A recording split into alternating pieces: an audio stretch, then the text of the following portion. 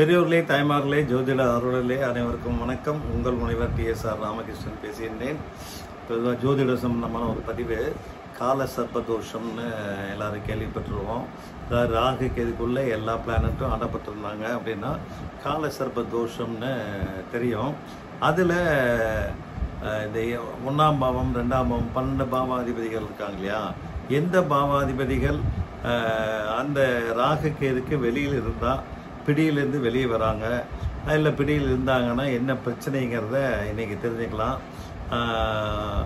அதாவது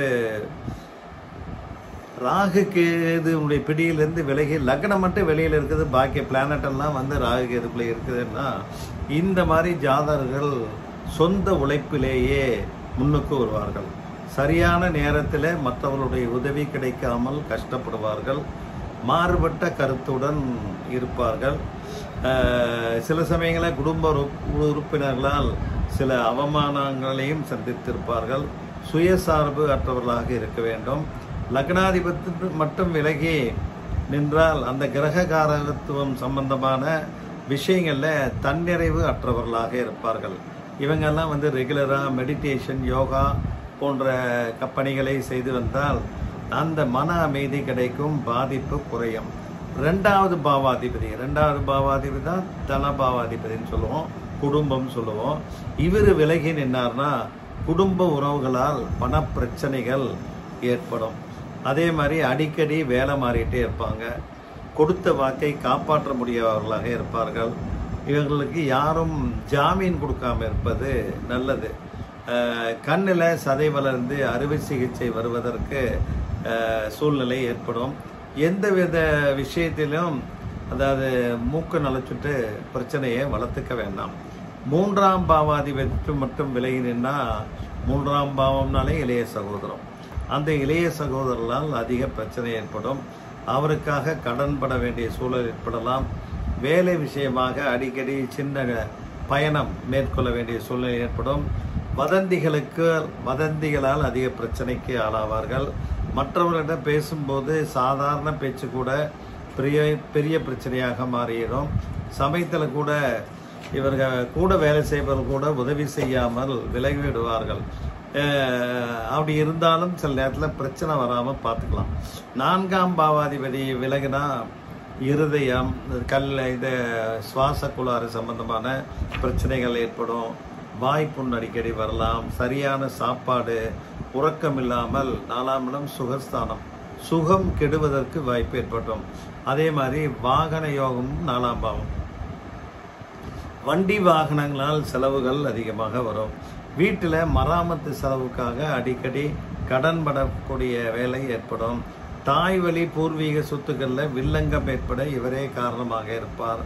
வரவிற்கு ஏற்றபடி செலவு செய்ய பழகி கொள்வது நல்லது. 5ஆம் பாவாதிபதி விலகி இருந்தான்னா இந்த ஷேர் மார்க்கெட், பங்கு மார்க்கெட், ரேஸு, லாட்ரி இதில் வந்து பணம் விரயமாகும். பாட்டனார் சொத்துக்கள் இல்லை பூர்வீக சொத்துக்கள் கிடைப்பதில் பிரச்சனை வரும். குழந்தைகளுடைய தவறான போக்கால் சமூகத்தில் தலைக்குனிவு ஏற்படலாம். அதனால் குழந்தைகளை கண்ணும் கருத்துமாக பொறுப்பாக வளர்க்க வேண்டும். 6ஆம் பாவாதிபதி விலகி இருந்தார்னா உடலில் நோய் தாக்கம் அதிகமாக இருக்கும். அதே மாதிரி கோர்ட்டு வழக்கு இதெல்லாம் அதிகமான அலைச்சல் தரும். அதிக கடன்களால் காவல்துறை மற்றும் நீதிமன்ற நடவடிக்கைகளுக்கு சிக்கிக்க நேரிடும். சொத்து விஷயங்களில் சொந்தங்களே கோர்ட்டுகளுக்கு இழுத்தடிப்பார்கள். Adjustability, give and take policy அனுசரித்து போகணும். 7ஆம் பாவாதிபதி விலகி இருந்தார்னா தொழில் கூட்டாளிகள்னால அதிக பிரச்சனை ஏற்படும். வீட்டில் கணவன் மனைவிக்குள்ளேயும் அதிக ப்ராப்ளம் ஏற்படும். அந்நிய தேசத்தில் சொத்து முடக்கம் இல்லை பிரச்சனைகள் ஏற்படும். இவங்க கூட்டு தொழில் செய்யக்கூடாது. ஃபாரின் சம்பந்தமான தொழிலும் செய்யக்கூடாது. வீட்டில் கொஞ்சம் எப்போவுமே அனுசரித்து போயிட்டு இருந்தாங்கன்னா நன்றாக இருக்கும். 8ஆம் பாவாதிபதி விலகி இருந்தால் தொழிலில் அதிக நஷ்டம் ஏற்படும். வரவை விட செலவு அதிகமாக இருக்கும். கணவன் மனைவி சச்சரவு அதிகமாக இருக்கும். மனைவி சொல்கிறது அப்படியே புண்ணாக்கிற மாதிரி பேசுவாங்க. நிம்மதி குறையும். திடீர்னு விபத்துகள் ஏற்படும். இந்த தசாபுத்திக்கு அப்புறம் தசாபுத்தி நடக்கும்போது மரணத்திற்கு உண்டான கண்டம் ஏற்படும். 9ஆம் பாவாதிபதி விலகி நின்னா தந்தையினுடைய உடல்நிலை பாதிக்கப்படும். குலதெய்வம் வீட்டில் தங்காத சூழ்நிலை ஏற்படும். குலதெய்வ வழிபாடு அவசியம் தேவை. தன்னை சார்ந்த சமூகத்தில் கௌரவ பங்கம் ஏற்பட வாய்ப்புண்டு. தெய்வ திருப்பணிகளில் தங்களை ஈடுபடுத்தி கொண்டால் பாதிப்பு குறையும். தடை தாமதங்கள்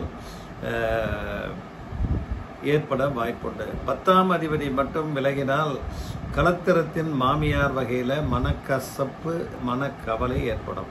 செய்தொழில் சரியாக நடக்காமல் லாபங்கள் குறையும். குடும்ப உறவுகள் பாதிக்கும். 11ஆம் அதிபதி விலகியிருந்தான்னா மனதில் ஏற்படும் ஆசைகள் நிறைவேறாது. அதே மாதிரி குடும்பத்தை நடத்த முடியாத ஒரு சூழ்நிலை ஏற்படும். மூத்த உடம்பிறப்புகளோடு வம்பு வழக்குகள் பிரச்சனைகள் வரும். சில சமயம் அவருக்காக சொத்து விரயமாகும். தாயின் உடல்நிலை கெடும்.